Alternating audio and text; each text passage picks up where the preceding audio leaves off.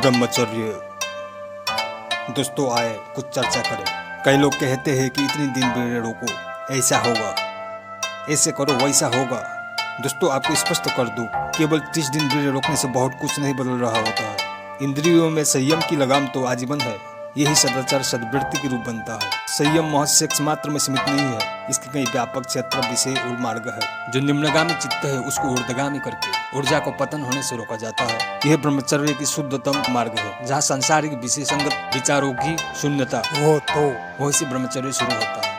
केवल बीड़ी रोकना ही ब्रह्मचर्य नहीं है कि मैंने 30 दिन बीड़ी रोका हुआ, मास्टरबेशन नहीं की हुआ, मैंने संभोग नहीं किया, इतनी मात्रा में ब्रह्मचर्य सीमित नहीं हो सकता। ब्रह्मचर्य में बहुत ही दूरगामी उद्देश्य निहित है, जिसको हमें जानना चाहिए। इंद्रिय संयम ही ऊर्जा को क्षय होने से बचाता है। जब तक हम संयम को नहीं जानते, सात्विकता और शुचिता को नहीं जानते, तब तक हम ऊर्जा को धारण नहीं कर पाते। यह ऊर्जा चंचल होती है। ये किसी न किसी मार्ग से, स्खलन के मार्ग से या आनंद के मार्ग से या दुख के मार्ग से परिवर्तित होता है। इसी ऊर्जा को स्थिर, अचंचल, शांत करने के जो स्वरूप है वो ब्रह्मचर्य आदि व्रतों से संभव है, जो संयम सदाचार के अंतर्गत आती है। सदाचार का सीधा मतलब है जो सही और आवश्यक है वही बोलो, जो सत्य वो जरूरी है, और वही सुनो जो सही है। आप सोच सकते हैं, जब सद्वृत्ति, सदाचार और चित्तों में शुद्धि हो तो मन में शांति की वास होता है। तब इंद्रियगत विषय वो मन हमेशा तना छोड़ देता है। संयम क्या है पता ही नहीं होगा, सदाचार और शुद्धिया क्या है पता ही नहीं होगा, तो कैसे ब्रह्मचर्य जैसे पवित्र व्रतों को समझ पाएंगे हम। ब्रह्मचर्य आश्रम और विद्यादन यह दोनों एक है। विद्या ही ब्रह्म है और इसकी अनुशीलन, धारणा आदि की संयुक्त अभ्यास के स्वरूप ब्रह्मचर्य है। इसके पश्चात गृहस्थाश्रम आती है, इसमें ब्रह्मचर्य नहीं होता, हो नहीं सकता। जो ऐसा मूर्खता करता है कि गृहस्थ में ब्रह्मचर्य करना चाहिए, वह मूर्ख है, क्योंकि ब्रह्मचर्य की अवधारणा हुआ धर्म। विद्या वो ब्रह्म को जानने से संबंधित है और गृहस्थ धर्म कर्तव्य, कर्म आदि से संबंधित है। हमें वह कर्तव्य कर्म करना ही होता है गृहस्थाश्रम में, जो अपेक्षित वो आवश्यक है, अन्यथा ग्रह बिखरने में देर नहीं लगता। हम ब्रह्मचर्य की व्रत गृहस्थाश्रम में रह करके कठोरता से धारण नहीं कर पाएंगे। यदि कर लेंगे गृहस्थता भंग हो सकती है। हम मानते हैं कि हमने ब्रह्मचर्य धारण किया तो वो ब्रह्मचर्य नहीं है। ब्रह्मचर्य एक कठोर नियम भी हो सकता है। ब्रह्मचर्य एक अत्यंत शुद्ध, शुचितापूर्ण व्रत है, जो परमार्थ की रथ है। इस अर्थ गृहस्थ को संयम की मार्ग को जानना चाहिए। कर्म के साथ संयम, कर्म में प्रयुक्त विवेक और विषय इंद्रियों में संयम, यही मार्ग गृहस्थों के लिए उत्तम है। और 25 साल की उम्र तक विद्या, ब्रह्म, संयम को जो साधने वाले युवा भी अपने जीवन को इसी ढंग से व्यतीत कर सकता है, एक संयमित उत्तम जिंदगी। देखो, ब्रह्मचर्य की उद्देश्य की दिशा परमार्थ की ओर है।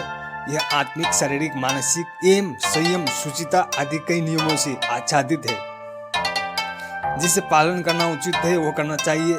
यदि गृहस्थों में भी संयम की रूटीन बनता है, सदाचार का अनुगमन है, तो ब्रह्मचर्य सदृश लाभ मिलना संभव है।